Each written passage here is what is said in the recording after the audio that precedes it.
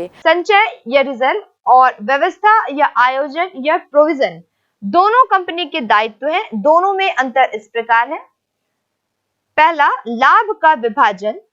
संचय के अंतर्गत लाभ का बचाया गया अंश है जिसे भावी दुर्घटना के लिए संचित किया जाता है, जबकि प्रावधान लाभ हानि खाते से पूर्व निश्चित दायित्वों के लिए की गई रकम की व्यवस्था है।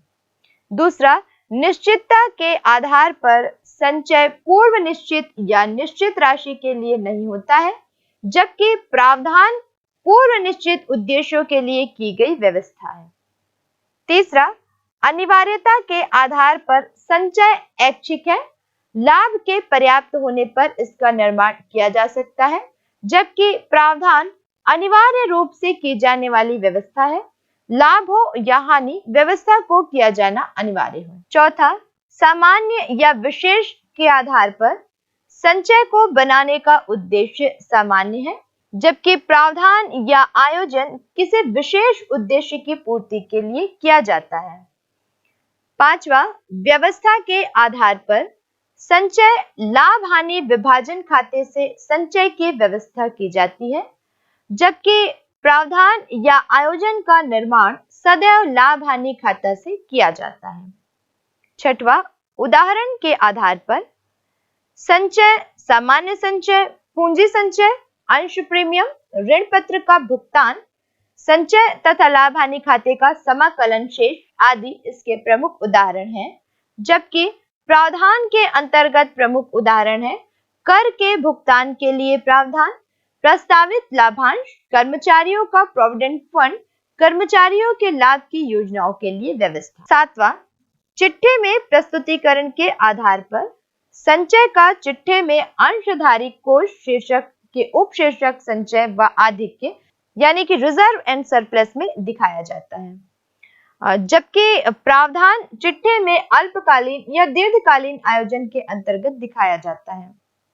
आठवां, विनियोग। इसका व्यवसाय। आठवां, विनियोग के आधार पर संचय का व्यवसाय से बाहर विनियोग संभव है। इस स्थिति में ये फंड कहलाता है, जबकि प्रावधान या आयोजन का व्यवसाय से बाहर विनियोग संभव नहीं है। अब बैलेंस शीट का दूसरा जो पक्ष है, जिसे हम संपत्ति पक्ष कहते हैं, वहां पर किस प्रकार से प्रविष्टि की जाएगी, कौन कौन से शीर्षक होंगे, उन शीर्षकों के कौन कौन से उपशीर्षक होंगे, इस पर एक नज़र डालें तो यहाँ पर हम देखते हैं कि जब हम बात संपत्ति की करते हैं तो अगर हम कंपनी अधिनियम के अकॉर्डिंग देखें तो कंपनी अधिनियम 2013 के अनुच्छेद 3 के अंतर्गत हम संपत्तियों का ब्यौरा यहाँ पर लिखते हैं। वास्तव में यहाँ पर संपत्तियों को दो भागों में वर्गीकृत कर दिया जाता है।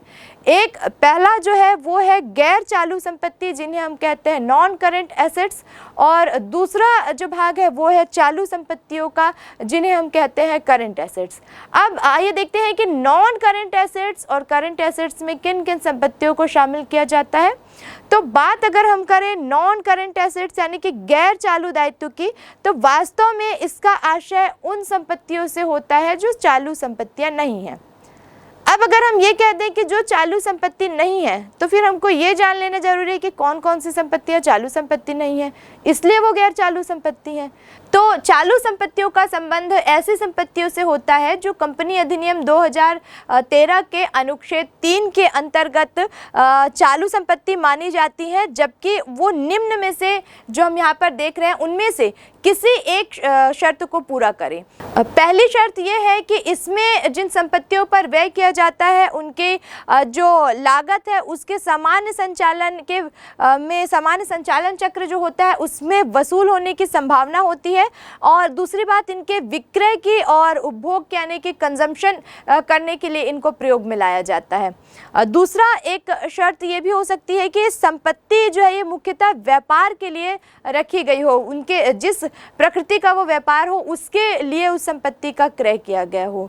चालू संपत्तियों की हम बात करते हैं तो तीसरी ऐसी संपत्ति, एक ऐसा शर्त इसमें आती है जिसके अंतर्गत जो विवरण तैयार होता है उस तिथि के 12 माह के अंदर इन संपत्तियों को वसूल होने की इनकी संभावना बनी हुई हो, 12 माह के अंदर, यानी कि संचालन जो चक्र होता है उसके अंदर। और साथ में एक शर्त ये भी है कि ये जो संपत्तियां हैं ये रोकड़ अथवा रोकड़ तुल्य हैं और जब तक ये किसी ऐसे दायित्व के विनिमय या प्रयोग के लिए प्रतिबंधित ना हो जाए जो कि बैलेंस शीट के बनाने की तिथि के 12 माह के बाद निपटाई जाएंगी, क्योंकि वो लंबी अवधि हो जाएगी, दीर्घकालीन अवधि हो जाएगी और फिर वो चालू संपत्तियों की शर्त से बाहर हो जाएगी। तो इस पूरे मैटर को समझने के लिए आइए हम कुछ एग्जाम्पल को देखते हैं।